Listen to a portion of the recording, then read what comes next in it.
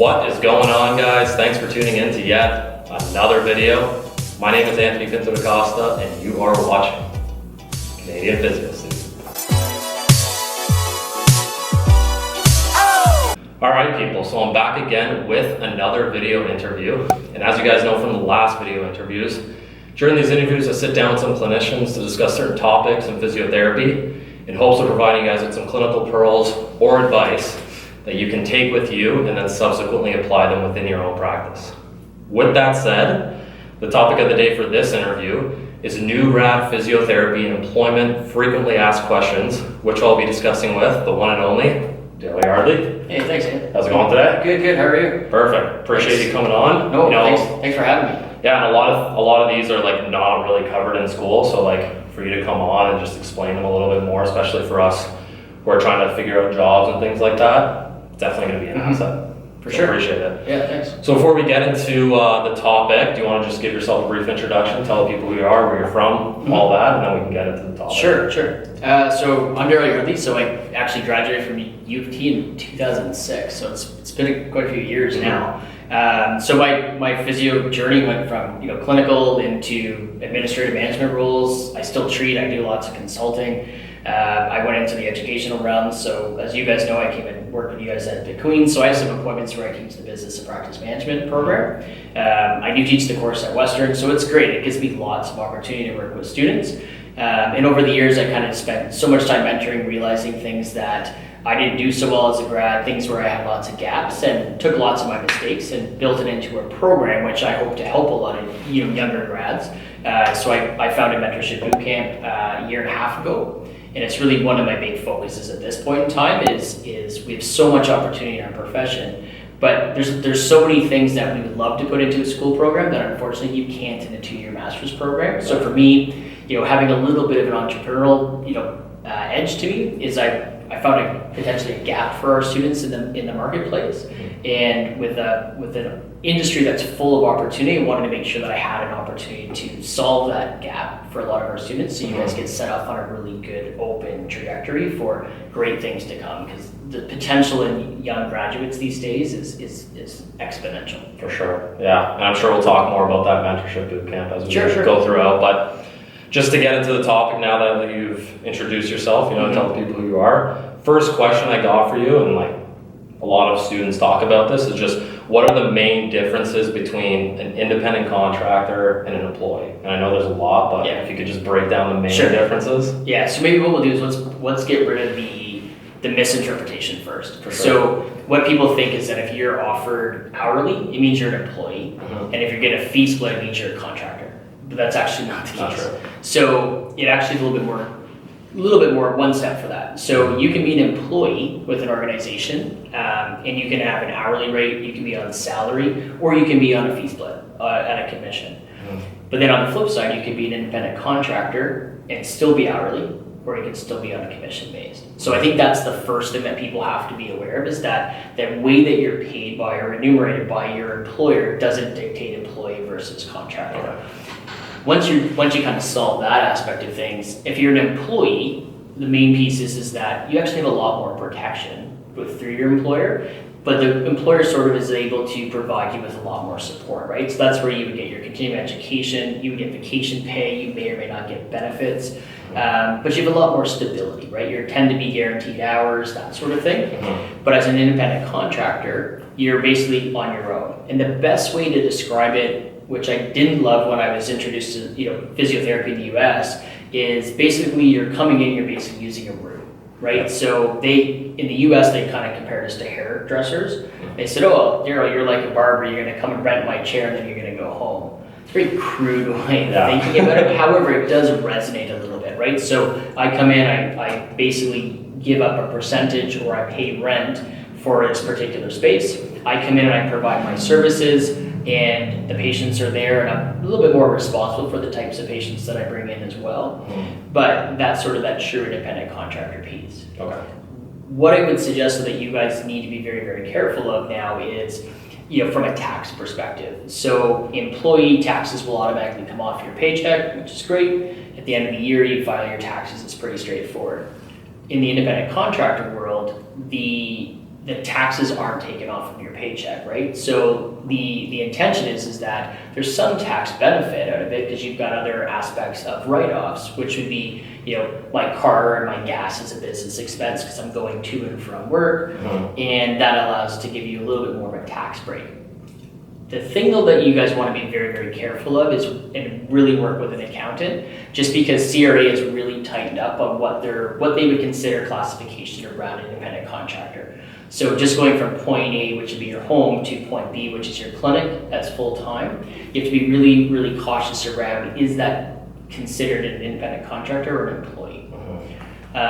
However, there's certainly pros and cons to both. It depends on, maybe you're working at a couple different facilities, so an independent contractor may work out well for some people. Sure. I think the part though that individuals would want to look at though from a financial perspective for yourselves, especially coming out of school, having quite a bit of debt, is what offers you enough stability coming out of school, right? The other piece though, if you were to sit down with a financial planner, what they may say is, all right, as an employee, I know exactly how much money I'm going to have per month for the most part. And I know that it may be less than what I would get if I was an independent contractor, for example, but it's just about how you shift money around. So I may have a little bit less to work with to do lots of fun things, for example, in 1 month as an employee, and I have a lot more money as an independent contractor because it looks enticing. But you have to remember at the end of the year, you may pay $12,000 in taxes if you're not careful. So it's just about how you kind of manage your money. Both work out well. I've been an employee and I've been an independent contractor in both cases, and I've never had an issue. Where I kind of would prefer in many cases where I think I have an opportunity is just right now I'm a contractor in many cases. So I think there's lots of good things. What I would always say is talk to lots of people, always chat too with physios that and CIs that or you have good relationships with, and then certainly always have an accountant and have a financial planner in your back pocket to help you guys kind of navigate, what do I do with all this school debt? And what do I do now when I actually have a paycheck, which is pretty fun. For sure, yeah, definitely. That makes sense. And just on the topic of money there, that's a good transition to the next topic here. A lot of people are sometimes uncomfortable when they talk about the money because, we've all been in school for at least 6 years. We've just been living off OSAP and stuff like that. And now it's actually time to make the money. But, as healthcare practitioners, it's just sometimes an uncomfortable topic. So my next question here is just, how much should a new grad PT expect to make during their first year of work? And I know this is variable, but... Yeah, so I think the interesting piece around money, and you and I, we did this at Queen's, right, is that rehab math. So if you were to, we did this across 4 different Ontario universities, and looking at what are your key important aspects of any job, right? So what is it that you want from an employer? What do you deem that would actually be relevant to you as a practitioner? So the number one thing in every case was mentorship. Then it came down to the culture of the practice. After that was, do I have a full caseload, which is critical, especially if you're on a fee split perspective. For sure. Is there continuing education? Because you want that ability to support your ongoing continuing learning. And then a lot of it, which was interesting, was you want to feel that people want to invest in you. And then obviously another key piece for us as young clinicians is always, what are the growth opportunities that would be available? So how I kind of look at that these days is you almost have to go through those as your top 5 or 6 perks, and then after that you want to actually start to identify how much do I value each of those. So an exercise I typically do, I would say that most young grads will start around 75 to 85,000 bucks a year. Where people have actually really got a little bit frustrated, especially in the clinical owner world, where I say I think a new grad could make $100,000, but what it is though is they also have to know what they give up for $100,000. So asking people, how much do you value mentorship? And if you value mentorship and a provider can actually put together a really structured program for you, you have to realize that comes at a cost for that owner, right? But the benefit of that for you as a clinician is significant, right? So, you may actually have a $100,000 package in a way, but you may only take home money-wise, maybe 75, 80,000. So I really just say to people is that it's hard to say that you must make this much money, because if you were in the hospital, per dollar amount, you would make a lot less, for example, than you would in a private clinic. but you have to look at the total package in the hospital. Like, you're not going to touch that pension plan, you're not going to touch those benefits, that paid time off from work. Like, there's so many benefits, even though the dollar value is less. So I would always say from a new grad, is I would benchmark you guys around 75, 80,000, and then from there, if things are super important and they're missing, then you probably would want to go up in the fee or your annual amount, because you got to go find that somewhere, right? But if you're getting a really good package where you've got mentorship that you didn't think was possible, lots of growth opportunities, you have the ability to maybe have a little bit more of an entrepreneurial mindset, you feel very, very valued, then you might actually take a little bit less, because the clinic has the same vision, mission, and values that you have as a clinician. For sure. You're not challenging your morals at all. So I would say, I guess to summarize this, is benchmark yourselves around 80,000, and then work around what are your deal makers and deal breakers to determine whether you're acceptable with that amount of money. For sure. So there's pros and cons of both, and you just got to look at the nuances of the package that you're actually. That's right. So the challenge, though, is, I think, for you guys to consider, is a lot of owners are thinking about the dollar amount, and we're starting to commoditize healthcare a little bit. Yeah. Whereas we all got to step back and say, okay, everything is time sensitive, right? So everything is related to time. So if I'm going to mentor you and I'm going to do this, it's time. Time's way more valuable to me than money is. For sure. So same thing for us, is that if I know a clinic owner wants to give me time, that's an investment in me, and there's the mentorship and support I want. Okay, I just checked off 3 things on my bucket list, right? Because the culture must be good too, because that investment in the clinician is important. Definitely. And that would spread throughout the whole clinic, for example. So I think that's what you guys really want to think about, is avoid the commoditization, but really think about the full package and how is that going to help you develop as a clinician. Definitely. Because no one became a PT to make $1 million. It's a cool idea, but no one did. But you want to make sure that if you came in to truly help people, you want to make sure you have a supportive system and make some good money doing it at the same time. But nothing will actually kind of make you feel better than getting those amazing patient outcomes. For sure. Definitely. Perfect answer to that. So now, just going to this next one here, being the man behind the Mentorship Bootcamp. Right. Next question for you here is, how important is mentorship to a new grad PT? Yeah, it's a tough one. it's a tough question. I'm going to try to answer it not biased. Yeah. Okay. So I think, when I came out of school, the only thing that I wanted was clinical mentorship. I wanted to practice as many skills as I could. I wanted to review as many cases as I could. And that was all great. And then when I actually was in my first practice, I got a little bit of that, but it wasn't nearly as much as I wanted. So I didn't have anything written down. It wasn't really structured. But if I was to say, after a year of looking back and reflecting on my practice, I actually learned how to manage my caseload, and I learned the practice management skills that I actually didn't know were actually happening. So I went back in some of the nuances of practice that I continued to do really well at. I also did that because I was just taking Con Ed, and I was in a supportive environment where I had a lot of financial support to do Con Ed, which was great. So again, that employee piece was kind of a benefit to be an employee as opposed to a contractor. For sure.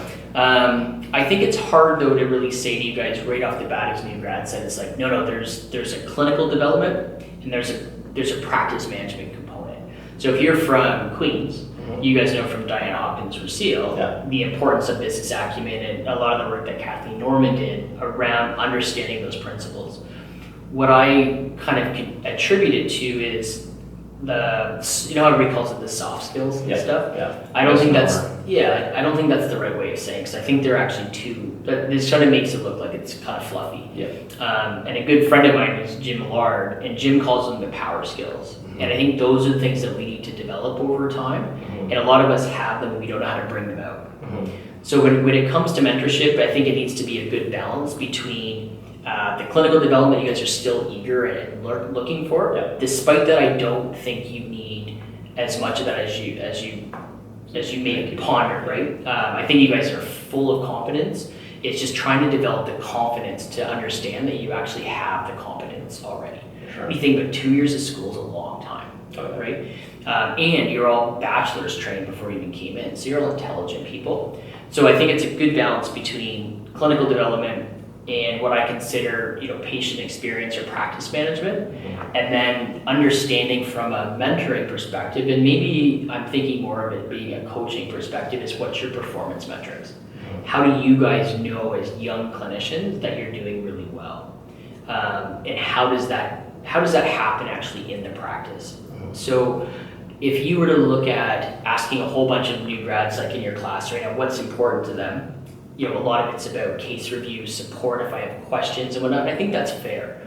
If you were to go back and ask the exact same question when you guys are a year out of school, what I hear the most is that, I got to figure out how to make sure my patients don't self-discharge. How do I knew I got people better, but I couldn't prove it. How would I do that? And those are some of the biggest challenges that I think eventually come out. And you hear majority of people say, the clinical side is actually easier than we thought. It's the practice that's so tough. Yeah. But I think the one thing maybe the two takeaways for you guys is mentorship is extremely important in whatever way that you feel is going to help you develop, but it needs to be structured. And I want you guys to have it written out.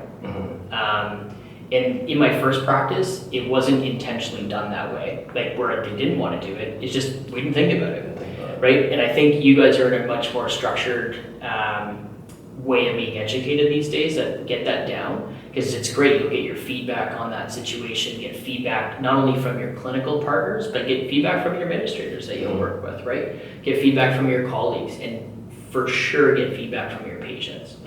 So when you guys think about how you're evaluated in school, it was always a test, or it was always, that placement tool, the API, ACI?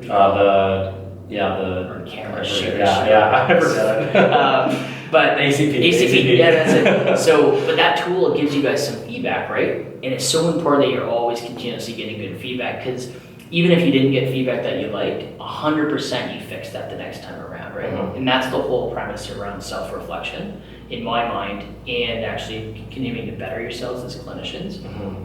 The other piece of advice, though, that I would say to you guys is mentorship doesn't always have to be direct. And we work with a lot of clinic owners right now, trying to create a proper kind of meeting rhythm, if you will. So as a new grad, we recommend that owners or clinic directors or whoever your mentor would be actually meets with you on a weekly basis. Yeah. And if that's not feasible, because sometimes it's not in private practice, that it happens at least monthly. Because I think it's really, really important that you guys have a good understanding about how we measure performance. And in my mind, as clinicians, it's all about how you measure the patient indicators. And that's what would resonate with you guys as clinicians and new grads, to know, okay, I'm actually being coached properly in this location. I'm not being coached on business metrics. We're focusing on the patient. And I can guarantee you that when you focus on the patient, all that business stuff just follows suit properly. Perfect. Okay, gotcha. So just, you gotta have that plan in place. You can't just be like, I want mentorship. Yeah, because that could be anything, right? Yeah, exactly. And I think too is a lot of people like me, I complained a ton when I was a new grad. I didn't get any mentorship. Years later I realized I did. But I think the biggest problem is we didn't have a blueprint that we kind of mapped out. Yeah. And don't be afraid to map out that blueprint. For sure. Okay, gotcha. Appreciate all that. So now let's talk about ownership. Working under PT ownership or not working under PT ownership. So the question is working under PT ownership better than not working under PT ownership? Right. It's a tough one on camera. Yeah. So I would say, I think there's a lot of biases out there too, and I think a lot of, I think depending on the generation of PTs as well, I think some people would tell you, yes, work under a physio-owned operated practice. But I would say over the years, and especially as of recently where we're looking at coaching a lot of clinic owners, I think the true best answer for this is finding a clinic owner that has the right culture, that has the support within their clinic, has a pretty decent team to work with. It's multidisciplinary team. I think it actually creates a lot of opportunity. I think it's more about the who and not the actual discipline that you're working with, to be honest. Yeah. I've worked with a lot of chiro owners as of late, to be honest, and I'm amazed with the culture that they've created in their practice, the actual mentorship that they've created in their practice. They've got more physios than some physio clinics do, to be honest, and it's really about how do they continue to build that team, right? Yeah. I think it's always a safe bet to go for the physio owned and operated practice, to be honest. But I don't think you should always shy away from some of those other opportunities out there. Definitely. If you kind of maybe lack a little bit of confidence though, you may be better suited to be in an environment that has a lot of physios that you can pick their brains and build that confidence in yourself, right? Because with confidence will come more competence. But I think if you're really confident and you've got a really good opportunity and you gel well with the owner, and if you like the mission, vision, and values, it resonates with you, I actually think you have a great opportunity to go to work for a non-physio owned and operated practice, because no matter what you do, you're still responsible from a college perspective on your billing number, what goes on websites and all that stuff. So you always still have to follow the standards of practice. But I would say go for fit, go for practice model, and go for mentorship. Sure. So it's more just about who it is. Yes. Don't look at the credentials and stuff. That's right. Okay. And one of the things that I was at a conference that completely took me outside of my comfort zone. And one of the things that I walked away was it's a matter of who's on your team, not what is your team. Exactly. Right? Yeah, that's a good takeaway for sure. Okay, perfect. Appreciate that too. So now just last couple questions here. Sure. This one, I even discussed this with a lot of my colleagues and stuff like that too. So how can new grad PTs prevent burnout and imposter syndrome during their first year of work? Yeah. So I think where a lot of the burnout actually comes from is you're kind of spinning your wheels with a lot of the cases, right? And I think when you don't actually have a structural support system in place, you don't have people to bounce ideas off of, or somebody you can call right away. You've lost track of, you guys do so well with your Facebook groups and stuff, and if you feel that you can't utilize those to help you guys with the complexities of practice, I think those are all pieces that will actually start to get you towards that burnout stage. Sure. I think a lot of people will enter the practice world not realizing that managing patients' expectations is a lot harder, and not really knowing and understanding how to pull patient expectations.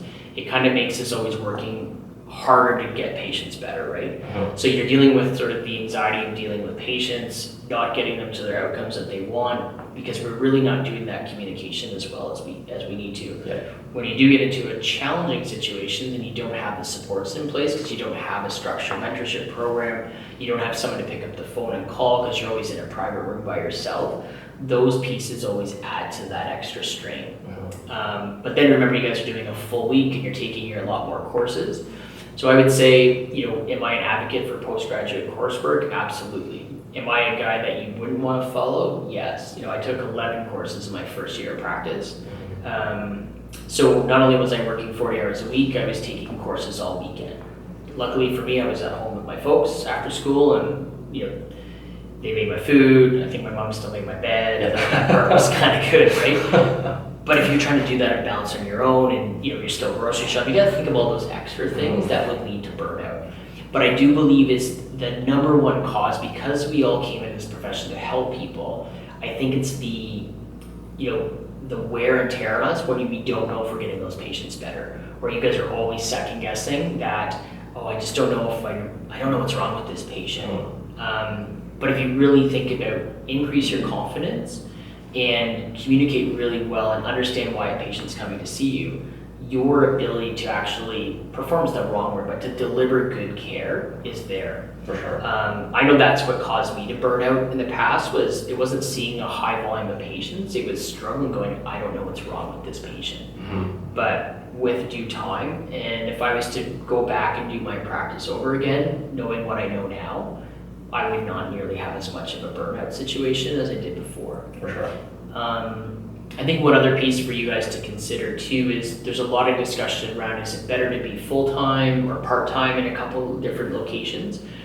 And even for myself, whenever I would bounce patients between two sites, it was extremely stressful. So my recommendation is always do your best to try to be full-time in a clinic. It's way better to build your caseload. It's way better for your follow-up with patients. Going between two sites, sometimes different owners, different operations, you're like, oh geez, I don't know what I'm supposed to do in this place. These guys make me do something different. You want to just have some some consistency and it allows you to be sustainable with your caseload. For sure. Yeah, that all makes Does that sense. help? Yeah, definitely. And like, I think the one thing I appreciate the most that you said just now, and then also when you came to Queens, was just you guys are a lot more competent than you think you are, you know. And like, I'm obviously starting to think about this stuff too, because I'm going to be working in like the next month here, right? Yeah. So I'm just trying to keep that confidence up and just know that I'm better than I actually think. That's right. Now. That's right. And I think a lot of the burnout too, or the imposter syndrome, if you will, comes down to what you said earlier: is we're not good at asking for money, right? Yeah. So I think I asked you guys this, and I always say this to the Western students on their first day: is, well, the first question is, why did you become a physio? And then 2, you want to help people, but how comfortable are you asking for $100 after you treated somebody? Everyone's like, they're not comfortable at all, right? And you're like, okay, we all have to get much better at that. But I think what's important for you guys to think about as your takeaway too, as practitioners, is if I was to put 10 physios up in a you know, against a wall, and I would say, what's the diagnosis? We all won't agree on the same diagnosis. If I was to say, what's the prognosis? That won't be the same either, because we all diagnose the patient with something different. But I think the one piece that we have to understand is that every patient's coming for a reason. It's not like being, you know, coming to the hospital, right? You know, that's an involuntary scenario when someone enters into the emergency department. Very few people want to be in the hospital. But when you think about practice, those people voluntarily decided to actually come into your practice. So you have to think about, why did you come into the practice? And when you think you start doing your subjective, it's been 6 months. So why today, right? So you guys got to pull out that emotional attachment. And then what you have to realize is you're not selling a transaction at this point. It's a transactional service for the most part, but you're actually selling a transformation. And your tool that you're using is all the expertise you guys just gained as a physiotherapist. Definitely. So sell a transformation. Identify why a patient's coming. What's the emotional reason why they're coming with knee pain, shoulder pain, whatever it may be. If you pull that from them, you will have a way better opportunity to get that patient better, because you now know what you're trying to achieve. You may not have a good prognosis for a patient, but if I need to get you to dance at your daughter's wedding, even though you've got terrible knee OA, I will figure that out. Definitely. I don't know how long it'll take quite yet, but I may only have 4 weeks, so we're going to figure that out. Definitely. And that will significantly reduce a lot of the strain when you guys are trying to figure out, what does the textbook say about, you know, restore, you know, functional outcome for knee OA. There's tons of evidence, but again, go right back to the patient. And if you're truly being patient-centered, you're going to ask the patient, why did you come to this clinic today? And how can I help you? Yeah, that's all gold. And again, like, the reason why I wanted to have this interview is because you don't hear stuff like that too much in school, right? So definitely some pearls that the viewers can take with them. So quickly, just before we end the video, apart from what we've been discussing, you know, the frequently asked questions, do you have just any general advice for students who want to pursue PT in this day and age? Right. I think, so we'll kind of answer it from, you know, who's going into first year physio school right now and who's taking over you guys for year 2, right? Yeah. I think there's so much opportunity in your profession, and it's really built right now for entrepreneurs, and every physio is probably going right now like, oh, I don't want to be an entrepreneur. Yeah. But it's also built for intrapreneurs, right? Which is you guys having really, really good vision of issues that they would like to create solutions for in our system. In that case, you just need to be in an environment that has an infrastructure that wants to invest in you guys and allow you to champion a program. Yeah. You know, think about how much further ahead you guys are than when I was in 10 years ago. Yeah. You know, you're tech savvy, you know how to utilize social media, you know, this whole artificial intelligence and things like that are coming down the pipeline, tele-rehab, telehealth, you guys are primed for that. And it's such a good opportunity because the next phases of rehab are not going to be what I started with. So I kind of look at it to say that, you know, the sky's the limit. And when you have the knowledge and the expertise that you guys are going to come out of school with, you know, the healthcare system needs more and more PTs that are coming out of school that are excited and they're motivated for change. Perfect. Yeah. Appreciate all that. So anything else that you want to say just before we end the video here? Or? No, I think that was all good. Yeah, no, that's awesome. I think just thanks for having me on. Yeah, perfect. And you got to get this piece on the camera. Just congratulations for not being a student anymore. Oh, appreciate that. Welcome to the profession. I'm here, ready to go. Yeah. So do you want to just leave any contact information so anybody can reach you? Just email for sure. Like that? Yeah, so you know, feel free to reach out anytime through email. So it's Darryl at mentorshipbootcamp.ca or just go onto the website. mentorshipbootcamp.ca.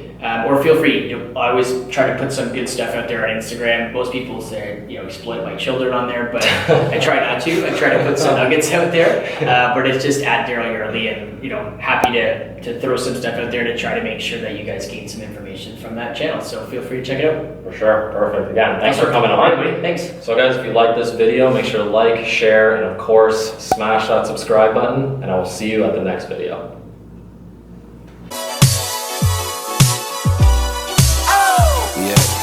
Another day, another dollar to be made. I'm a workaholic, ballin' hard until the grave. Used to wanna be a baller for the NBA, till the fellas around me started dunking in the 7th grade.